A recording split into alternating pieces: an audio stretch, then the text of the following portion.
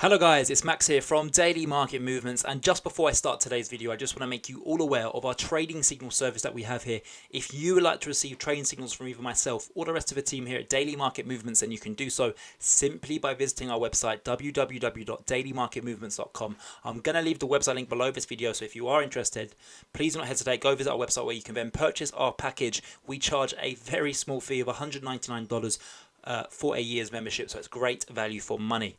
In front of me is the Nasdaq 100 futures chart, and as you can see today, we're trading in the red ever so slightly.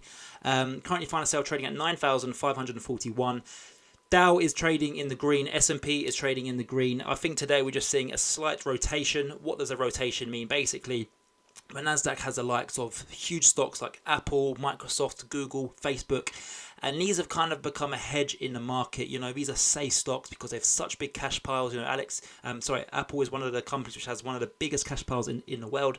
So I think investors are just, times like this where there's a little bit of uncertainty, but the Fed is still backing the markets, I think investors turn to these massive stocks like Google and Apple, and that's why we have seen a slight V-shaped recovery here on the Nasdaq 100. But I just think now investors are kind of taking their money out of these growth stocks and now taking them to value stocks, so the likes of stocks in the Dow and the S&P 500, like airlines, like hotels. And I just think that they're taking money from growth and investing it into value, which is not a bad thing. And Nasdaq 100 has had a great run. We are just below the all-time high at 9,751. I'm pretty sure within the next couple of days we will be trading back at that all-time high, because as I mentioned before, any dip that occurs in this market, investors step back in and buy it with a nice 2 or 3% discount. If we did really start to sell off, because obviously there are a lot of reasons why we could sell off with the protests and the tensions between US and China, and just there could be a potential second wave of coronavirus. You just don't know.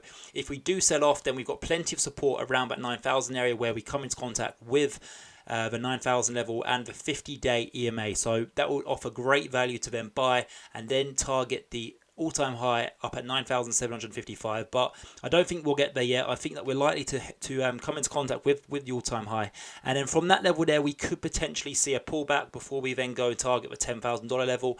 I do expect the $10,000 level to be quite hard to break through, as it is a huge psychological number. But short term I am a buyer, but I'm not buying too much, as we are still very expensive around this price here. So I would like to see a pullback before I really put some money to work.